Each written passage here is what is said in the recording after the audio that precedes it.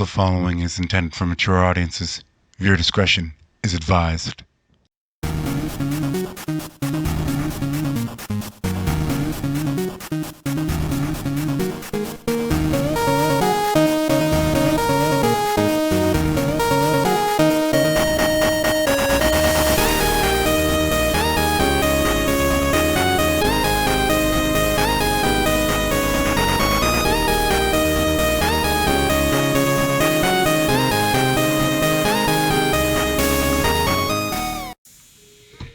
Welcome to the final Dedman Rewind.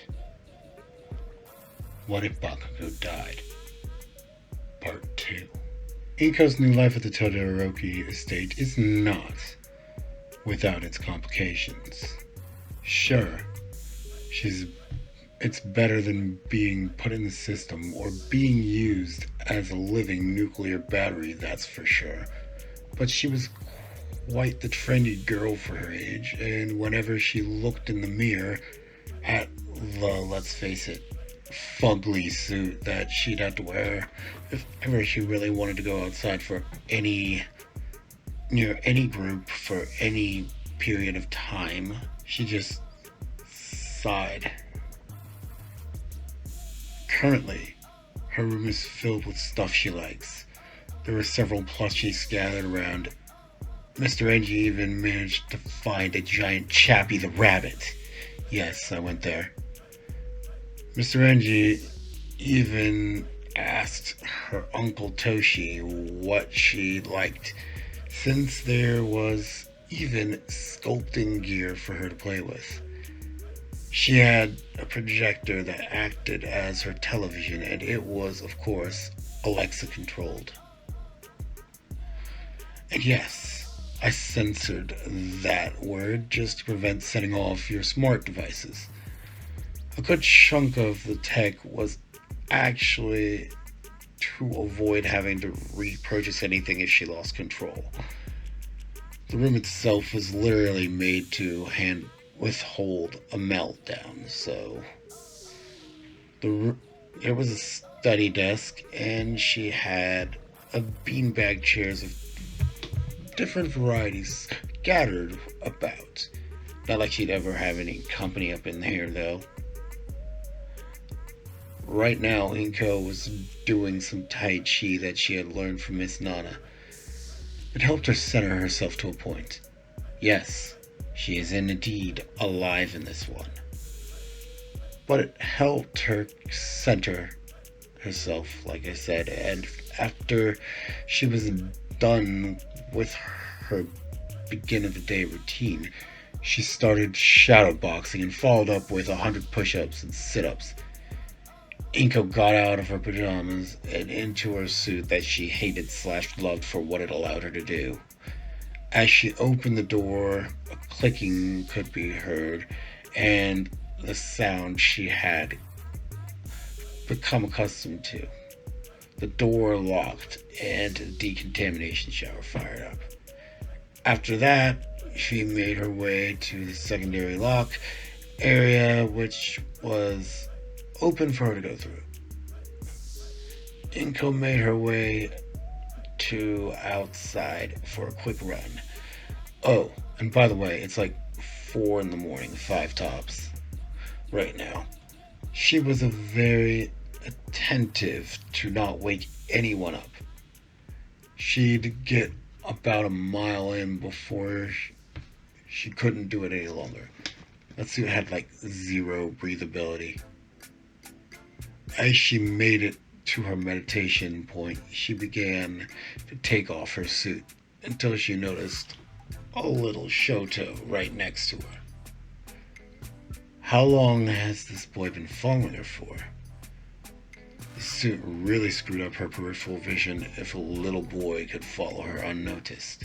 Shoto, it's a little too early for you to be. Then it sunk in. Shoto followed her. He kept up with her even, but one look made it clear that it wasn't without issue. This boy kept up through pure force of will, albeit yes, she was slightly going slow to a point just to feel it. But then again, the suit is clunky and heavy, so it did weigh down.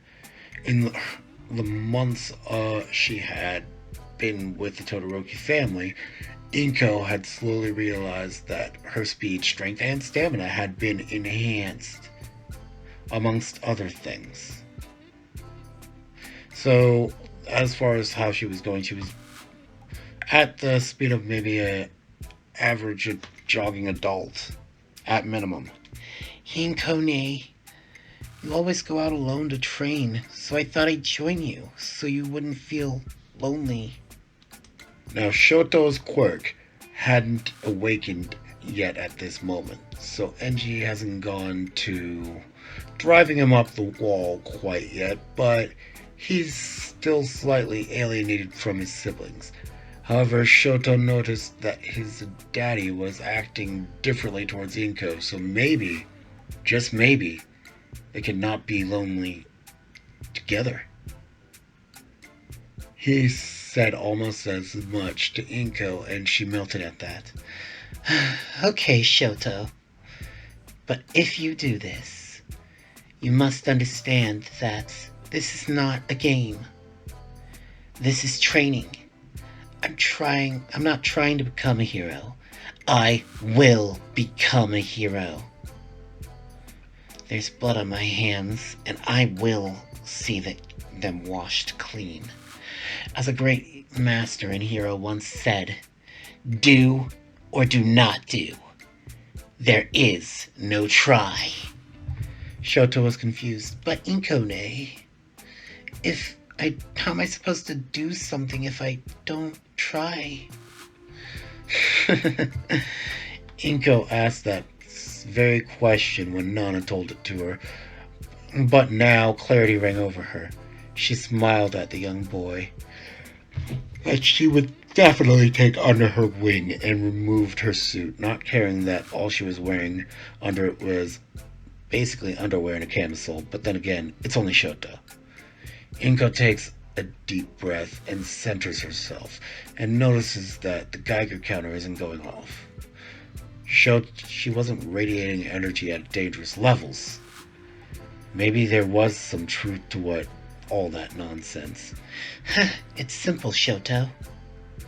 Instead of simply trying to reach into yourself and just do it.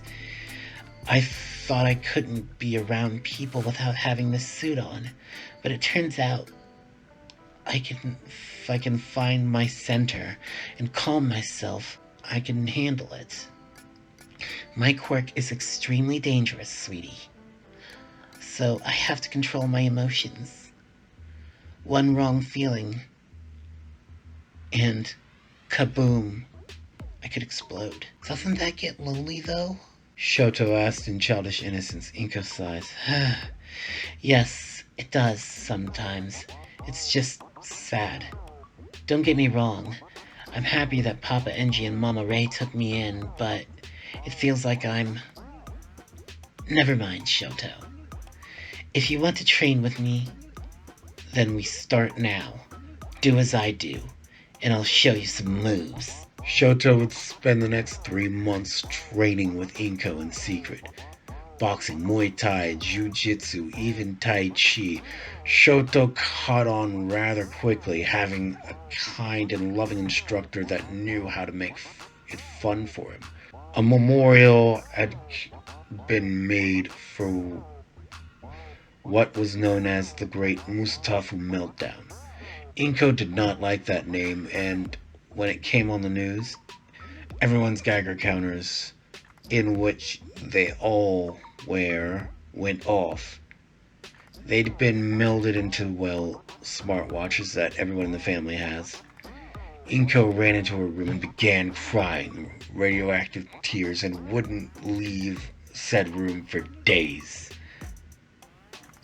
Enji lay at her door a few days later, no idea how to make Inko feel better, but he had to try, so he did. Inko, may I come in? It's your house, Mr. Enji. Enji sighed. He knew that she sometimes referred to him as Papa Engie, but that was never to his face, and that made him kinda sad. Pay them no mind, you dear. They're just lashing out at anything they can. They're a bunch of fools. If they want to blame you for something you had no control over, then let them. They lost loved ones just like you did. But don't let them make you feel like you're some kind of monster. You got scared and lost control. That's all there is to it. And if anyone says otherwise, I'll burn them to a crisp. That put a smile on Inka's face. Papa Engie, can you get Mama Ray? I need to talk to her about girl things. And with that, Engie was off to fetch his wife. Ray made her way to Inko's room and was at the final door, which had a clear partition so they could see one another. So, Engie tells me that you basically need to talk about feminine matters. Taking a look at you, I think I know what you need, though. Basically, she needs to buy bras. Her body is growing at an accelerated rate, and the doctors believe that's because of the energy production part of her quirk. So she's taller than she's taller than she should be, and she's obviously a little more developed than she should be at her age. Well, at this point, a lot more, but you get the point. So yeah, I can't really hide this any longer. I've futzed with the ages a bit. I haven't touched Shoto's age by much, but I adjusted the Shoto's siblings. Yeah, they're triplets. Around Natsuo's age, making them about 3 years and change older than Shoto, making them 7, almost 8, to Shoto's 3. Inko is the exact same age as the triplets, and subsequently so is Bakugo. Speaking of which, good. You're actually reaching out to them. Don't let yourself be lonely, baby Carol. This time, it was her father paying her a visit. Of all the people for her subconscious to pick, it had to be the one she hated more than herself. Maybe if he were actually there to pick her up for once, the incident would have shoulda, coulda, woulda. Don't let yourself dwindle on what could have been. Only focus on what can or will be. Nana's words of wisdom rang in her head once more, and the phantom of her past vanished with a smile. What do they want from her? Yes, she's a little young for this, but this is a thing here, and it's happening. Ray takes Inko out for a shopping trip. Engie is dragged along to, well, carry bags. She actually let herself have some fun, too, until she saw two things. The first was a mural for the meltdown depicting her as the villain, and the second was a poster for a fighting tournament that was coming up in about a month. It held her gaze, and Ray noticed. Junior Tekken Tournament roster. On the poster were pictures of various youths and their names. The final one was Inko, and on her picture, someone wrote Atom Bomb. A single tear fell from Inko's eyes as she burned with not anger, but resolve.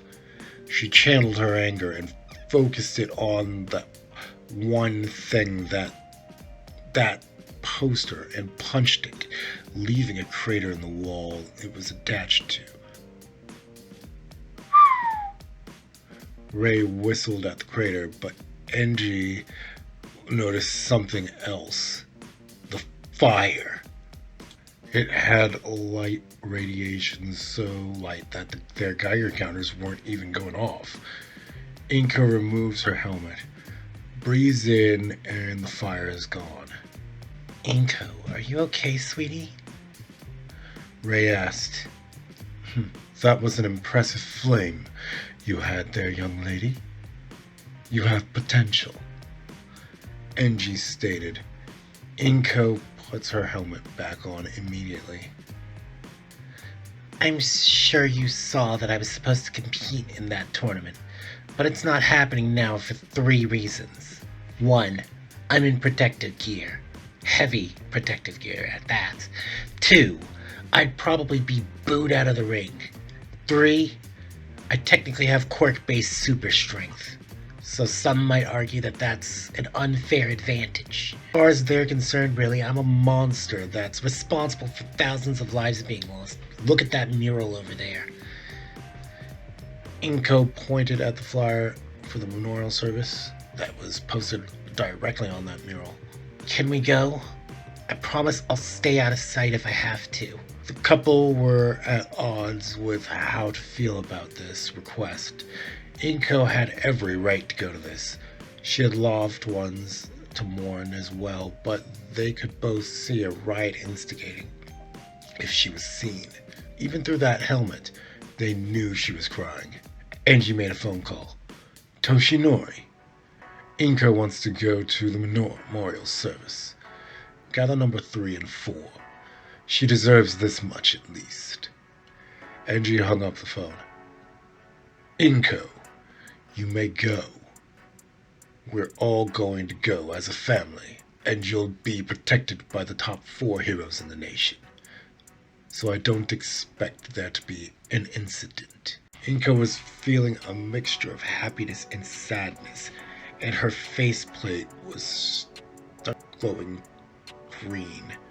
Oddly enough, the built-in Geiger counter on her suit wasn't going off at the moment. She seems to be under control right now. This wasn't just a case of Engie trying to improve himself. This was a test of what Inko could handle. He needed to know firsthand how much she could take before she snapped. When this was announced to the children, they were bummed that their night of fun was going to be cancelled, and most of them gave no lip considering the kids' situations. But Toya had at least a tiny bit of frustration, and understandable at that for those of you that know his backstory. Why does Inko always come first? Don't get me wrong, bro. I get it. She needs closure and has the right to go to what's basically a group funeral. But come on! What about us? They're actual kids. Dad flat out ignores us for years. And Mom distances herself. And then Inko comes along and they start gushing all over her. That's not fair. We deserve that.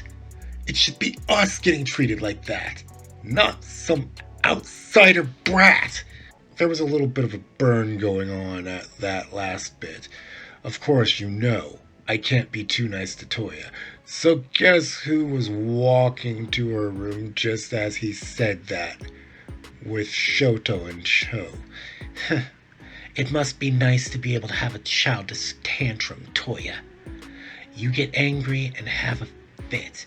You burn things. At worst case, you hurt yourself and maybe set off a fire. You know what happens if I let myself have a tantrum?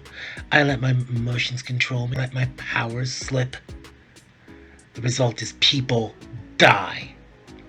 Full stop. So, who exactly is the brat now, Toya?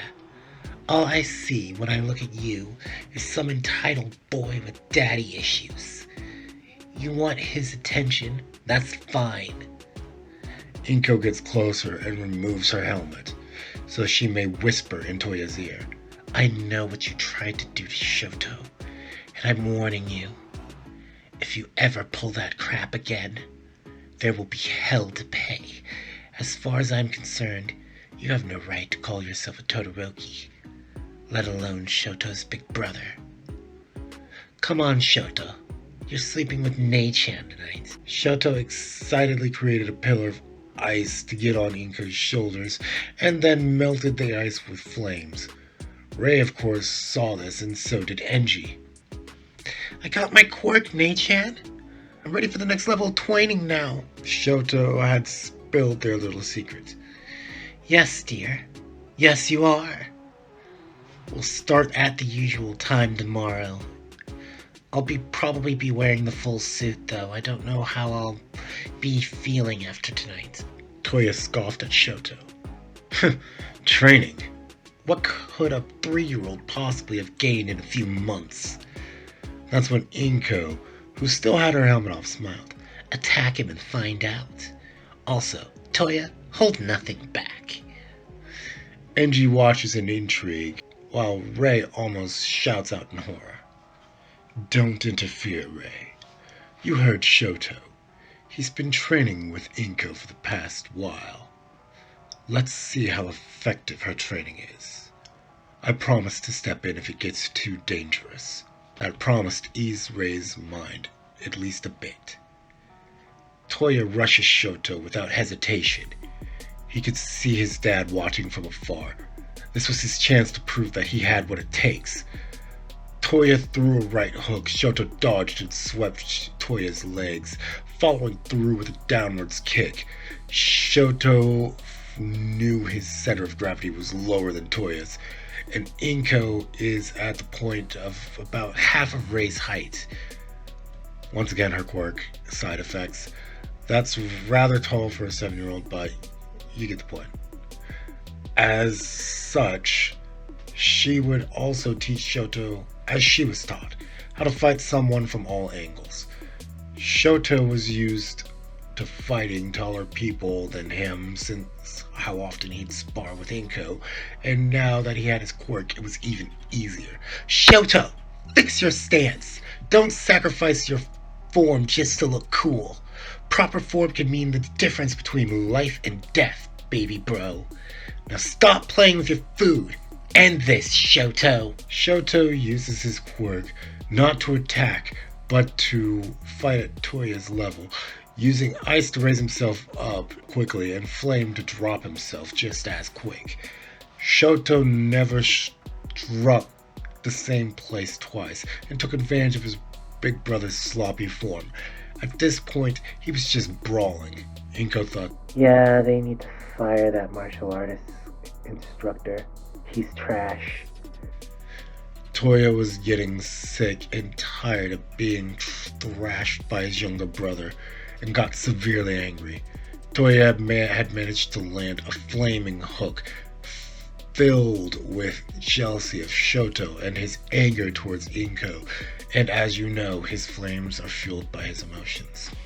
Said burning hook was firmly placed on Shoto's left side as he screamed in pain while trying to put it out with ice. Enji had seen enough and was about to stop this, but Inko took off her suit, anger clearly visible on her face. She didn't care that she was basically naked. All that mattered was beating Toya to a pulp, to which she did. The odd thing is that her quirk was oddly under control while she was pummeling him, until she threw him into the air, and a radiant green flaming dragon circled around her right arm, and she rose into the air to strike his right eye. Shoryuken! After she had thoroughly beaten Toya. Toya, don't you dare scream. Look at your fracking brother. You've permanently injured the face of a 3-year-old. Not only that, there was a point in time where you had tried to kill him. What is on your face is severe radiation burn that and is forever shall remain on your face. I'll say it again. When you have a tantrum, you hurt yourself or at worst cause a massive fire. If I were to have a tantrum here and now, you'd all be dead. Ray is glaring daggers at Toya after what she just saw and heard. Ray brings it home by slapping him on the other side of his face with an extremely cold hand. I am extremely disappointed in you. He's your brother. How could you? Toya clapped back. Now you want to be a good parent when Shoto is involved? Where was all this love and attention for us? Dad put us through hell and then threw us aside when he thought we weren't up to snuff, and you distanced yourself from us when Shoto was born. You're both garbage parents. Inko kicked Toya straight up in the balls at 3% power. And when I say 3% power, I mean her enhanced strength power. So it wasn't enough to rupture, but oh boy, that hurt. Inko hisses Shoto's left eye and leaves him to his mother for a moment. You know what? Don't come with me. I'll go with Uncle Toshi. I doubt anyone is going to try anything if All Might is protecting me.